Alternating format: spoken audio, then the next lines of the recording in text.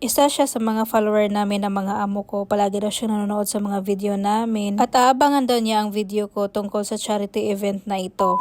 Hi! Ako si Jovi, 12 taon ng kasambahay sa pamilyang Pakistani.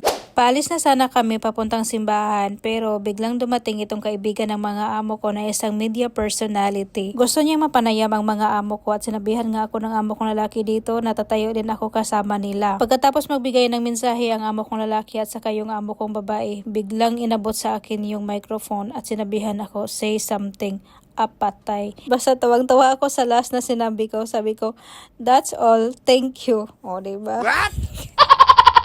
At pagkatapos namin nagbigay ng mensahe, sabi niya abangan daw niya ang vlog ko tungkol sa charity event na ito kasi palagi daw siyang nanonood sa mga video namin ng mga amo ko. At tinanong ako ng amo kong lalaki kung nakakuha na ba ako ng video dito sa Millside. Sabi ko wala pa kasi mahiya ako. Sino bang hindi mahiya? Tingnan nyo naman puro sila mga kalalakihan. Konti lang ang mga kababaihan at saka separate pa talaga. Dito na side puro mga lalaki. Kaya sabi ng amo kong lalaki ay sasamahan niya ako para makapag-video ako dito na side. Dito na side pagkatapos magpakuha ng dugo ay pupunta sila dito para kukuha ng certificate at saka bigyan sila ng snacks gaya nitong isang lalaki na nakabitbit ng box. At dito naman na side papunta kung saan sila kukunan ng dugo at sobrang natuwa ako, maraming mga female nurses at saka doktor na nag-volunteer sa charity event na ito.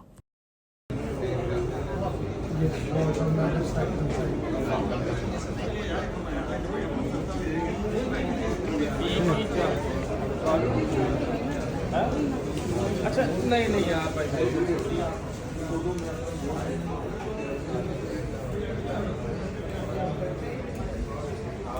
Ganyan kabait ang mga tao dito nag-donate sila ng dugo. Kung sa atin yan ay walang donation, kailangan natin ibenta yung dugo para magkapira naman ba?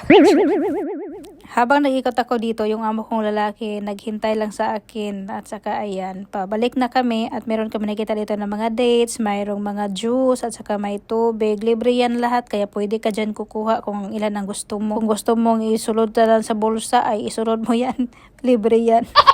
At dito na side, pwede ka mag black tea, mag coffee. Meron din taga-timpla dito at si sir kukuha na siya ng kape kasi nilalamig siya. Pagkatapos pumunta ako dito sa female side. Tingnan nyo itong mga estudyante na naka-uniform. Mga volunteers sila galing sa dating eskwelahan ni Jenny. Hindi na ako pumasok sa loob. Dito lang ako sa labas nag-video. Tingnan nyo naman, sobrang organized nila. Mga badge, certificate, sweets, juice, water. Meron pang mga gift. So ayun lang, hindi lang mabait itong mga amo ko. Active din sila sa mga charity event, charity works. Kaya sobrang proud ako sa kanila. At hanggang dito na lang guys. Thank you for watching. Bye bye. God bless everyone.